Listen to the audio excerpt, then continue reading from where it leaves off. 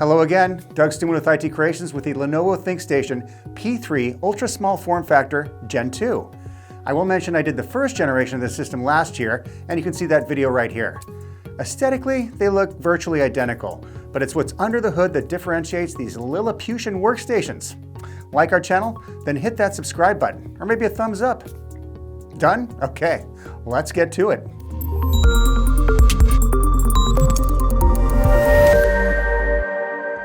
Instead of a 13th or 14th generation Intel Core i or Core X processor with up to 24 cores and 32 threads, like on the first generation P3, the Gen 2 version incorporates an Intel Core Ultra 9 Series 2 processor with NPU. The previous generation CPUs delivered both performance and efficiency cores. The Intel Core Ultra processors do the same thing with P cores and E cores, but for whatever reason, the physical core count matches the virtual core count. You can also install up to 2 GPUs instead of just one, like on the previous generation, but we'll get to that. You still get a maximum memory capacity of up to 128 gigabytes and up to 16 terabytes of storage on the system. Still about the size of a school lunchbox. What is this system good for? Demanding workflows, architectural design, financial analytics, and some lightweight AI-driven tasks. Also good for 3D modeling, BIM software, and complex simulations. ISV certifies this system to run the most complex, popular, and complex applications, so no worries. On the front of the unit, there is the power on button, headphone jack, a USB-A port with 10 gigabit per second data transfer rate, then 2 USB-C 3.2 Gen 2x2 ports offering a 20 gigabit per second data transfer rate. Are you interested in this little Lilliputian Lenovo Thinkstation P3 Ultra SFF Gen 2 workstation? If you are, then for a limited time you can save up to $300 off a system that is listed, or one that you can configure at IT Creations that's valued at $3,000 or more. Just click that link to learn more, and when you're ready to make a purchase, just mention this video to save. Terms and conditions apply. On the back of the unit, starting from the top, there is an attachment for the wireless antenna. Below that, a tiny little knockout panel for a Thunderbolt 4 port, but only on select models. This isn't one of them.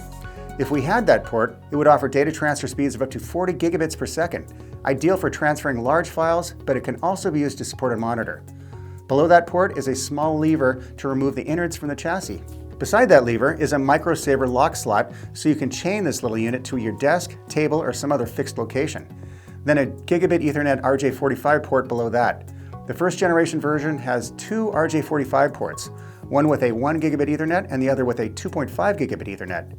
Would have rather had the 2.5 gigabit Ethernet on this one, but such is life. Just below that are 3 DisplayPort ports, then a bank of 4 USB-A ports offering 10 gigabit per second. That last one on the bottom is for the power connector, which includes a brick.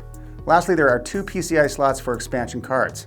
Depending on your configuration, there are several options for power, starting with a 170 watt unit up to a 330 watt unit, which is 30 watts more than the Gen 1 version, which topped out at 300 watts. The system can be placed horizontally or vertically with little rubberized feet on both locations. Using that little lever on the back, I can easily pull out the guts on this downsized workstation. Did you see that movie with Matt Damon, Downsizing? Not his best work. I think I like The Martian better. Anyways, the motherboard is populated on both sides, presumably for airflow and cooling. The top portion has 2 memory module slots, a PCI x4 slot with x8 physical link width, and negotiable x4 link width. That blower also has a backup heatsink for an M.2 drive. Under the actual fan portion is the Wi-Fi card and a SATA connector. On the other side of the motherboard, 2 more blowers. One is integrated with the installed NVIDIA RTX 4000 SFF Ada graphics card. The GPU is plugged into a PCI x16 card slot. The other blower is covering the CPU location towards the back, and 2 more M.2 NVMe drive slots towards the front. One slot is a Gen 4 and the other a Gen 5 PCI slot. Select models feature AI Now or Lenovo Xiaoxian AI Assistant. Which one you get is entirely dependent on your country or region. I'm going to go out on a limb here and assume that the AI Now application is for the Western markets. These AI apps are like a personal AI assistant that you can use to do many of the things that you have used ChatGPT to accomplish. It's like an e-butler. Although as far as I know, it won't organize your schedule, arrange for purchases, or infiltrate other computer networks with malware. Thankfully on that last bit. Have you ever read Pandora Star by Peter F. Hamilton? 20 years old now, but widespread AI references. Getting a little sidetracked, and this is not a book club. For managing the system, there is an option to install a baseboard management controller or BMC card. Using the BMC card, You can get remote management of the system for overall system status, system inventory, access logs, and configuration settings, plus do random maintenance tasks like backup, restore, and updating the firmware. It includes a dedicated gigabit Ethernet connection, mini DisplayPort, UART connector, and a micro SD card slot accessible internally with a capacity of up to 2 terabytes. It will take up to one of those available PCIe slots, but for company control and maintenance, quite useful. The system can be outfitted with 3 M.2 drives up to 4 terabytes each, a 3.5-inch hard disk drive with 2 of those M.2 drives, and 1 more M.2 drive which will occupy a PCI 3.0 adapter card and one of the 2 or 3 PCIe slots. You get 2 or 3 PCIe slots depending on your choice of risers, which we will get to when we talk about monitor support and GPUs. That optional 3.5-inch drive does require the installation of a small fan, bracket, and cable for the actual drive and is only available on specific models, but can also be installed as a field replaceable unit. Another note, that 3.5-inch drive will take out one of those M.2 slots and the thermal kit. One side of the motherboard has 2 slots and can be outfitted with 64 gigabytes SO-DIMM modules for up to 128 gigabytes total capacity. At least that was the case when the system was released. I'm reviewing this system in December of 2025 or thereabouts. It could be that larger capacity memory modules could be supported on this system in the future, as Lenovo states, and I quote, "The maximum memory is based on the test results with current Lenovo memory offerings." I think that kind of leaves it open a bit, but without testing, I can't really confirm larger capacities. On that same side is a small blower fan with heatsink under which a single M.2 module can be installed using the PCI 4.0 slot. The current configuration of this system includes an Intel Core Ultra 9 285, NVIDIA RTX 4000 ADA, 64 gigabytes of RAM, and a single 1 terabyte SSD. The Intel Core Ultra 9 285 offers 24 cores using a combination of 8 P cores or performance cores and 16 E cores or efficiency cores. Max turbo boost is listed at 5.5 gigahertz. I'm going to assume that the Intel thermal velocity boost at 5.6 gigahertz is where we get that 5.6 gigahertz turbo boost maximum frequency, as the P cores will boost to 5.4 gigahertz and the E cores up to 4.6 gigahertz. You see how neither one of those values hit that 5.6 gigahertz level? Apparently the Intel thermal velocity boost frequency allows for, and I will quote, opportunistically and automatically increases clock frequency above single-core and multi-core Intel Turbo Boost technology frequencies based on how much the processor is operating below its maximum temperature and whether turbo power budget is available.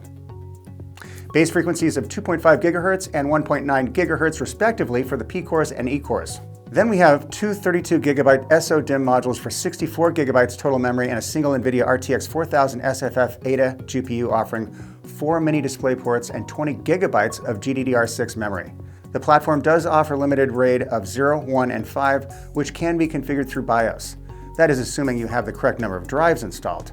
2 drives for RAID 0 and 1, at least 3 for RAID 5. We've got 1. In total, this system can be connected to up to 12 independent displays. That includes using the 3 integrated DisplayPorts powered by the integrated graphics on the processor, plus the optional Thunderbolt port, and the addition of 2 GPUs with 4 DisplayPorts each. For maximum displays, only the NVIDIA RTX A1000 or A400 can be installed, each of which are single width and offer 4 mini DisplayPorts. However, to install 2 GPUs, a single slot PCI card converter is required. The adapter card installs in the by16 PCI slot.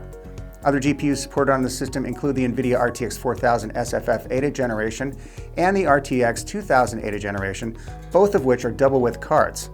Resolutions supported from the various connections are displayed, including the 3 integrated DisplayPort ports powered by Intel graphics.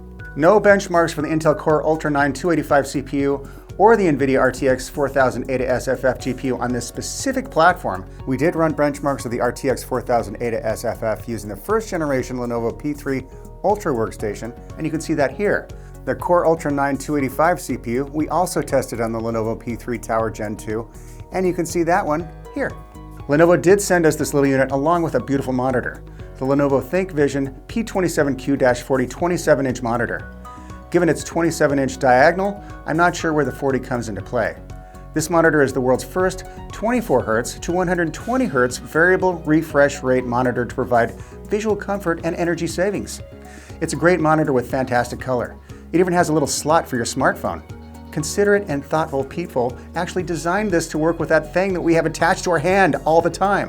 Resolution on this monitor is 2560 by 1440 pixels or Quad HD. Good for a number of different tasks from work to gaming. I think we're about done here. I do like these small form factor workstations and PCs in general. Compact in form, but offering powerful performance. The Lenovo Thinkstation P3 Ultra SFF Gen2 is no exception. I suppose the small size is kind of a novelty, given you can get more performance with the larger form factor simply because there is more room for a PSU plus better cooling. That said, Goldilocks chose something that was just right, and this Lilliputian wonder might be just right for you too. If you have any questions on this system, post them below. If you want to learn more, I posted a few links in the description below, or you can use that one right there. Until next time, I'm Doug Stuman with IT Creations, and thanks for watching.